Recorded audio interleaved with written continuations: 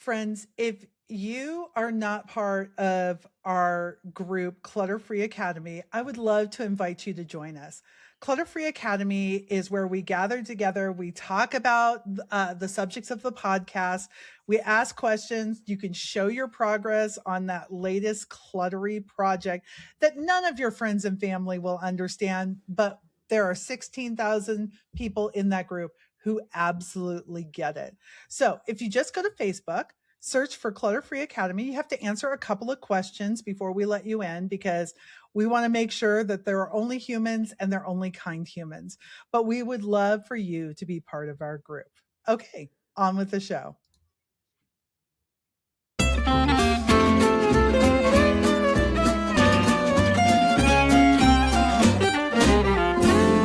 Well, hey friends, welcome to Clutter Free Academy, where our goal is to help you take small, doable steps to live every day with less clutter and more life.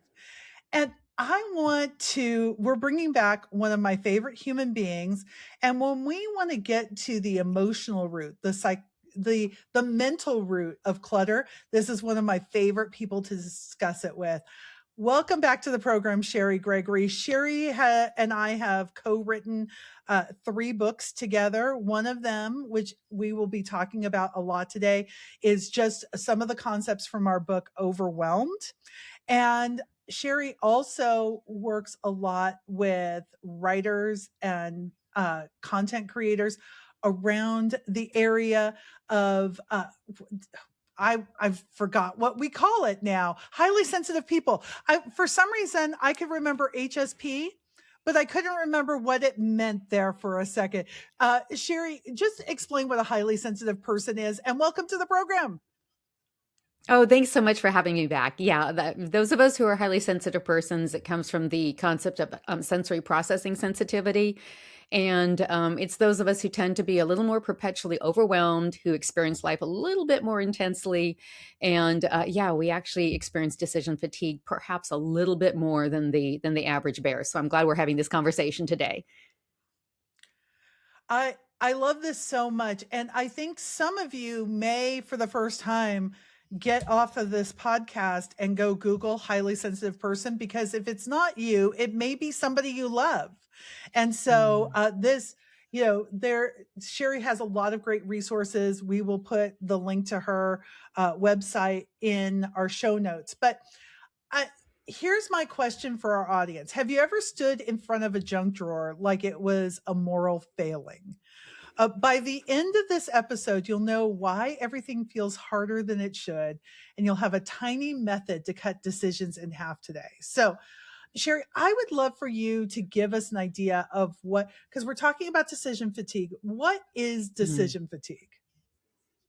Well, I know you have a really great definition of it. I'll tell you what it looks like and feels like in my life. And that is at Please. some point in any day, somebody I love comes to me and asks me a perfectly okay question. And I suddenly have this overwhelming sense of, I cannot make one more decision today. Right. Don't make me do it. It is that sense that I'm done. I just can't. You've got a really fun, memorable definition. I just love your brain has a limited daily budget for decisions, and clutter is one of the fastest ways to spend that. And yes, My it goodness, could that is be, so true. when I'm doing paperwork, things that should be easy for me, I need Roger to come sit next to me, because that feels like it cuts the decisions in half. It's not just me. It's like I have somebody to throw to in case I'm just completely overwhelmed. Clutter is especially draining when it comes to decisions, because every single item asks you a question. Am I worthy of staying here? Should I be thrown away? But what if you might need me someday? But Aunt Carol gave me to you, but you spent so much money on me. Are you sure you want to throw me away? And it's a load that is it's hard to recover from. Where do you see decision fatigue show up most in the home? Well, I think what you were just saying in terms of somebody having given something to somebody, we've recently Mhm. lost, well, about a year ago, we lost Daniel's mother, and Yeah. the amount of emotional attachment to physical things with some members of the family, and I want to be respectful to how everybody processes loss. Okay. Right. Um, and it also means that a certain amount of progress, it's hard to make progress when every single thing, it feels like if I give it away, I'm giving her away, or I'm Right. disrespecting her memory, or I'm now losing what little I had left of her. And so I think, Yeah. for those of us who have loss or grief, that kind of thing can really be a whole different category. For me recently, I went through a whole ton of paperwork, and most of it didn't have any emotional attachments, but it's like, Right. how do I sort the paperwork that the IRS might come after me for from the stuff I can Right. just shred? And the fear of accidentally shredding the one thing that could prevent an audit, that sort of thing will really hamstring me. How about you? Yeah. I think for me, it's the I might need it. When we moved into Hmm. this house, there were so many things we Of course. needed, and the owners before us left everything in a very organized way. And we would often say, the red house giveth.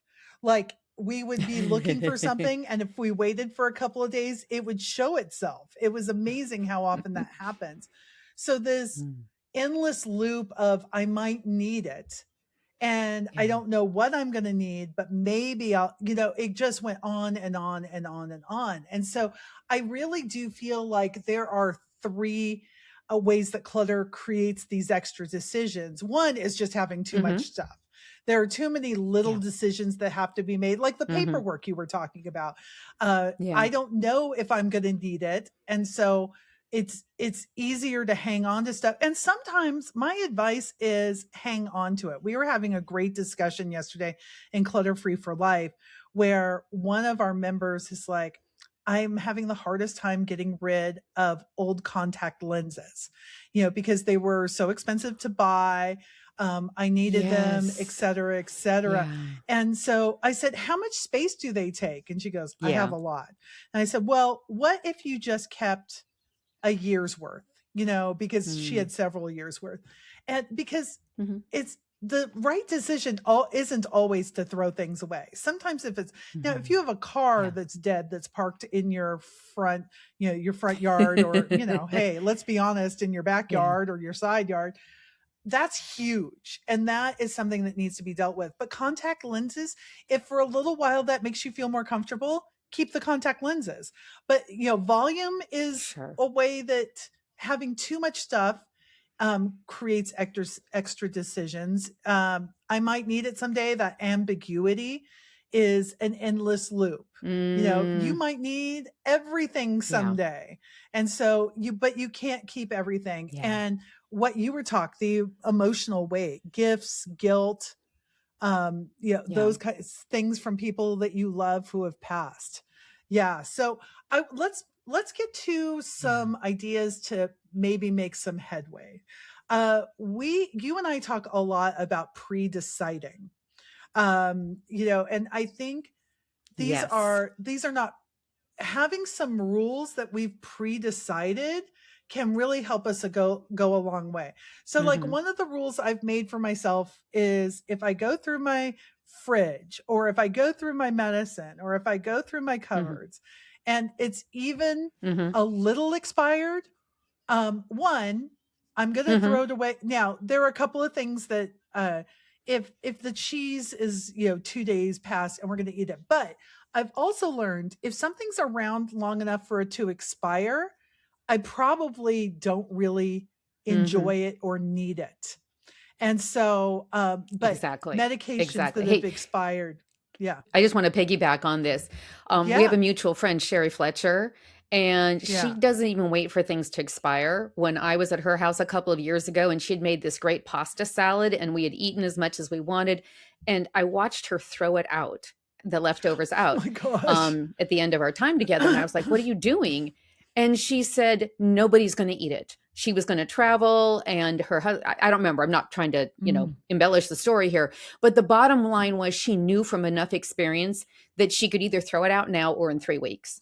And I realized, Mm, I joke about being the kitchen coroner, where I'm the one who declares the time of death for anything in the fridge. And right. it's usually 3 to 5 weeks past, and it's grown mold. And it almost as if there's a moral necessity to wait until you have proof. Yes. So there was just to me a lot of freedom to watch somebody go, nope, nobody else is going to eat this. I'm not even going to waste the Tupperware. I'm not going to waste the space in the fridge. I'm just going to Yes. go ahead and do the inevitable with it. That was very freeing. Yes. And you know what? Yes. Why do we put things in the fridge? Like I'll never forget. I packed up the leftovers from a meal we hated. What was I thinking? What was I doing? It's that, thing that was passed down from our grandparents, right? That we, waste not, want not, but it's going Yeah, to be wasted one way or another. Yes. It doesn't become more holy the longer you keep it. exactly. Uh, I, I think, when we think about Yeah. other things, how we can pre-decide if I have five of an item and I really only need one, I can keep two. So it's Mm, okay to have a backup, but I don't need I like that. four backups. If it doesn't fit this container, it Exactly. doesn't live here. So stop trying to shove things into my bathroom that Ooh, don't that's good. fit. Yeah, I need that. So, I think another thing that has helped me with the relief in reducing choices before you start, having one place for a donation bag. Like Hmm. this is where all the donations go. We don't have six Absolutely. different donation bags. Hmm. And Mm-mm. so yeah, we and to be able to say, hey, one thing I've learned is I need to be able to name where things go. Like if we have medications, they in our Hmm. house they don't go in the bathroom. We have a drawer above my closet that's Mm-mm. where they go, Hmm. and that's the Hmm. only place they go. Hmm. And trying to stick with that is Yes. absolutely huge. Um, is there any pre-decisions you've made to reduce clutter in your home? Or one of the ones I've mentioned? Is there anything? And I love what you said about Cheri and, saying, hey, he's not going to eat it. I'm traveling. It gets dumped. I love, you've rewired my Mm, brain. I hate doing dishes. So why would I waste a Tupperware on food that's not going to be eaten? I love that. exactly. Any other ideas that Yeah. you've done for Yeah. pre-deciding? I love that you talk about kind of giving yourself some grace in here. I have a few things in my house right now. I have excuse me. I have a box of books that I haven't quite decided what to do with. I have some clothes that I might mend or I might give away. And in Mm, both cases, I put a post-it note on them and I'm allowing myself to circle back around to them 3 times. And the post-it note has the date that I last spent time thinking about them or noticed them. And as soon as that third date mm. shows up, that they're out of here. They're going to the Goodwill because, obviously I either don't have the time or the energy or whatever it is. I don't want a fifth and a sixth and a seventh date to show up on those. Right. Yes, because your mental energy costs something.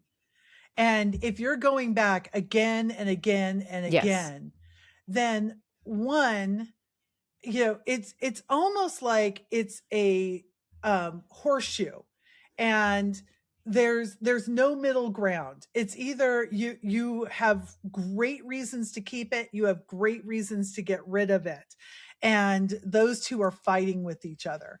And so what can we do? Mm, I love the idea of the post-it note. How many times do I come back to this? Because is I am not hmm. valuing my own time, my own mental energy if I don't Yeah. make this happen. Okay, we're Hmm. going to take a quick break. And when we come back, I want to talk about something that might help you. It's two decisions only. And I think that this could be a way to clear a path to get you to the right decision. We'll be right back. Friends, as you know, Clutter Free Academy is now listener supported. What that means is that we are run by donations from people like you. And we are so grateful for everybody who has come along and says, I want to support this podcast. All you have to do is you go to Kathi.link/coffee. That's KATHI.link/coffee. And there are options there. We love one-time donations, but if you're able to do $5 a month, man, that gives us the ability to plan, to be able to pay the people who help this podcast run. And it just shows your support. And we are so grateful for partners like you. Again, that's Kathi, KATHI.link/coffee. And to everybody who is currently supporting us, thank you so much. Not just from me, but from the people where this isn't the right time in their lives to support, because you keep this program free for everybody who needs it. Okay, we're back. And so I want to talk about, we have, when you come into Clutter Free for Life, our paid group, we've got a whole system for decluttering. And we love this. It has 3 bags and garbage and recycling, da, da, da, da, da. And it's a simple way to declutter. But I want to give you an even simpler way right now that may not be as deep, but could be as helpful. So decision number 1 is, do I keep this or does it leave? So donate, trash, recycle. And then decision number 2, where does it live? And if you can't answer both of those, then you need to reconsider, if you want to keep it, but there's no place for it to live, then maybe it's not as important as you need. I'm going to tell you an example of this.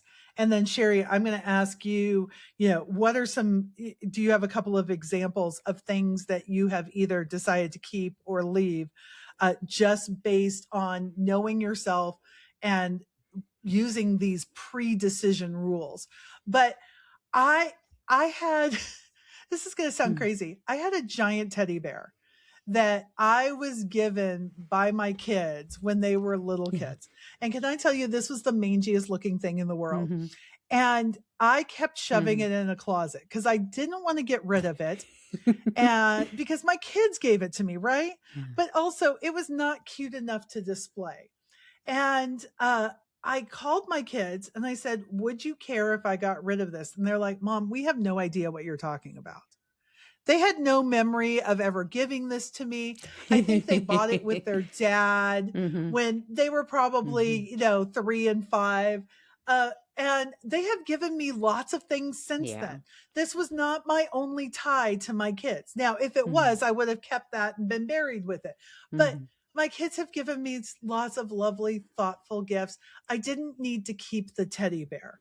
And so, because it didn't have a place to live, that was really my indication that it wasn't as important to me as I was making tradition. Society says, keep everything your kids have ever given to you or you don't love them. Amen.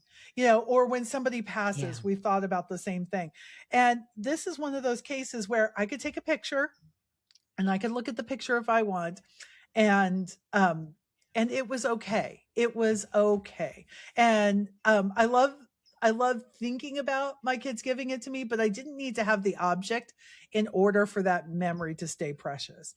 Any of those decisions you've ever made? Exactly. Yeah, I can think of a couple. One was that my mother had bought Anne Marie a bedroom set when she was a child, and when we moved here, there was fewer bedrooms, and there were those in the family, I'm not going to name names, who felt like we should hang on to it. And but the place it ended up getting stored was my office. And I finally got to the point where I was like, no, my office is not a home for other people's things that they're storing. And, just a shout out for anybody else and I know you talk about this a lot, whose garages and whose homes have become the dumping ground for other people's stuff.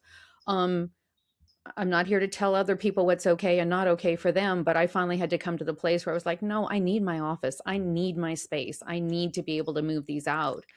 And then just on my side, I had ordered, you know, me and my never ending quest to organize things. I had ordered some file bins and some, you know, tote bag boxes, thinking this was going to be the next system that was going to work for me. And it didn't. And then I was like, but I paid money for these and they're valuable. But of course, they're bulky. Right. They don't stack. They don't. And, you know, I Yeah. kept putting them in the garage. They'd topple over. And I was finally like, I do not have a place for these. They didn't work for me. I don't think they're going to work for me in the future. But most importantly, I don't have a good place to store them. And they could be blessing somebody. I took them to the Goodwill and somebody is using them right now. They are not gathering dust in my Yeah. garage anymore. Yeah. You know, I think this is so important that other people who should us, you know, you should keep that bedroom Yeah. set. You spend so much money on organizational tools, you should keep them. We can offer those things to those people. Like if this is Yeah.